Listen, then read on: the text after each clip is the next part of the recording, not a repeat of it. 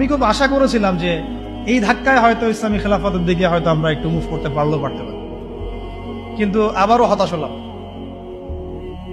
চরমভাবে হতাশ হলাম।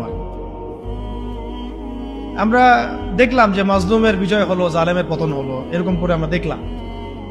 ইতিহাসে হয়েছে, ফেরাউন ধ্বংস হয়েছে, নমরুদ ধ্বংস হয়েছে, কিন্তু আমরা যেন ওই ওই ফেরাউনের কবল থেকে নিষ্কৃতি প্রাপ্ত ওই উদ্ধত বনু ইসরায়েলের মতো হয়ে না যায় আবার।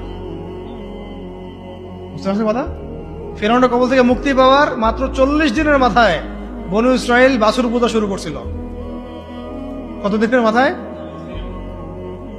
আর আমরা তো 40 দিন লাগে নাই, 7 দিনের মাথায় আমরা মাশাআল্লাহ ট্রান্সজেন্ডার, সুদ, পশ্চিমাদের দাস, এমন কিছু মানুষকে আমরা আমাদের মাথার উপরে নিয়ে চলে আসলাম। আল্লাহ আমাদেরকে বোঝার তৌফিক দান। এখন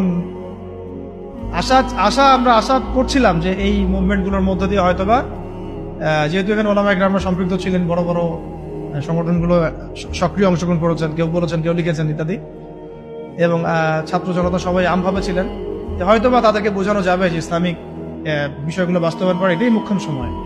কিন্তু আমরা আবারও হতাশ হলাম। আর জানি না ভবিষ্যতে কি হবে, আমার আশঙ্কা যে খিলাফা স্টেট এভাবে বাস্তবায়িত হবে না।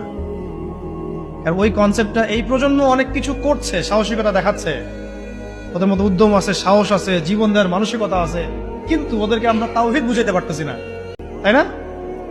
ওরা দেশপ্রেমে করতেছে, জালেমের বিরুদ্ধে দাঁড়াচ্ছে, জালেমের বিরুদ্ধে দাঁড়ায় গেছে, তারা দেশপ্রেমের চেতনায় লালন করতেছে, অন্যায় সহ্য করতেছে না, সাহস দেখাচ্ছে, ওদের বুদ্ধি আছে, ওদের মাশাআল্লাহ ওদের ডেডিকেশন আছে, সবকিছু আছে।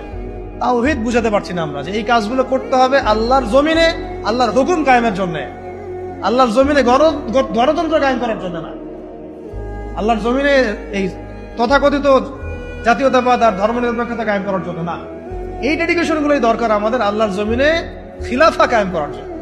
এই মেসেজটা আমরা ইয়াং জেনারেশনকে দিতে চাই বা দেওয়া উচিত। এইটার জন্য আমাদের সবার কথা বলা উচিত, কারণ আমার বিশ্বাস এদেরকে তারা হবে ইনশাআল্লাহ।